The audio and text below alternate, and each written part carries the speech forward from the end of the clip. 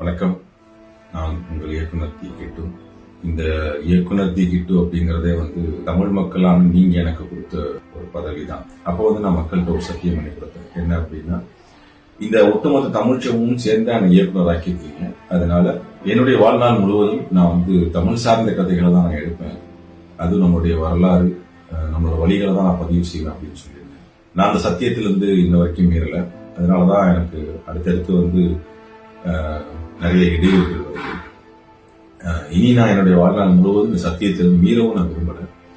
ஆனா இப்ப இந்த சத்தியத்தை காப்பாற்றுறோம் அப்படின்னு நம்ம நிற்கும் போது நமக்கு ஏகப்பட்ட இடையூறுகள் வருது.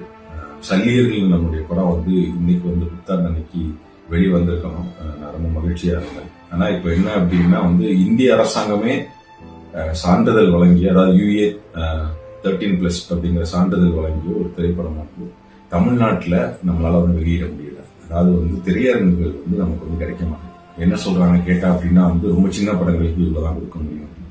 இப்ப 27 திரையரங்கம் தான் அவங்க கடைசி நமக்கு கொடுத்தது. ஆனா அந்த 27 திரையரங்குகளும் நம்ம ரிலீஸ் பண்ணோம் அப்படின்னா அதுல ஒரு பெரிய பொருளாதார சிக்கல் ஏற்படும்.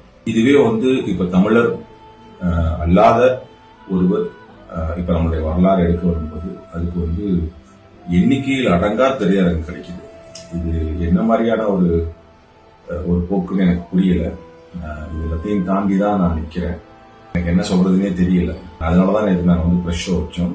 அந்த ப்ரெஷ் ஷோ முடிஞ்சதுக்கு அப்புறமேல ஒவ்வொரு பத்திரிகையாளரும் நின்று எல்லாருமே வரிசையில் நின்று கை கொடுத்து இந்த படத்தை விட்டு நாங்கள் வெளியே வர்றதுக்கு எங்களுக்கு இன்னும் ஒரு 2 நாள் 3 நாள் ஆகும். அந்த மாதிரி ஒரு கனத்த இதயத்தோட நாங்கள் எல்லாம் வெளில போறோம் அப்படிங்கிற மாதிரி எல்லாருமே சொன்னாங்க. ஆனா இதே மாதிரி எல்லாத்துக்கும் இந்த படத்தை காட்டணும்னு எனக்கு ஆசை. ஆனா அது நடக்குமா நடக்காதான்னு தெரியல. உங்களுக்கு நான் செஞ்சு கொடுத்த சத்தியத்துல நான் மீறவே இல்லை.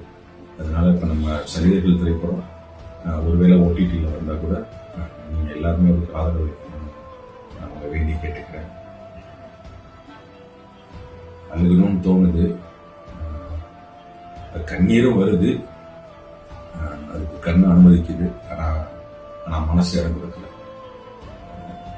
நன்னால நீங்க யாரும் என்னுடைய கண்ணீரை பார்க்க வேண்டாம். அனைவருக்கும் ஆங்கில புத்தாண்டு நல்வாழ்த்துக்கள். நன்றி.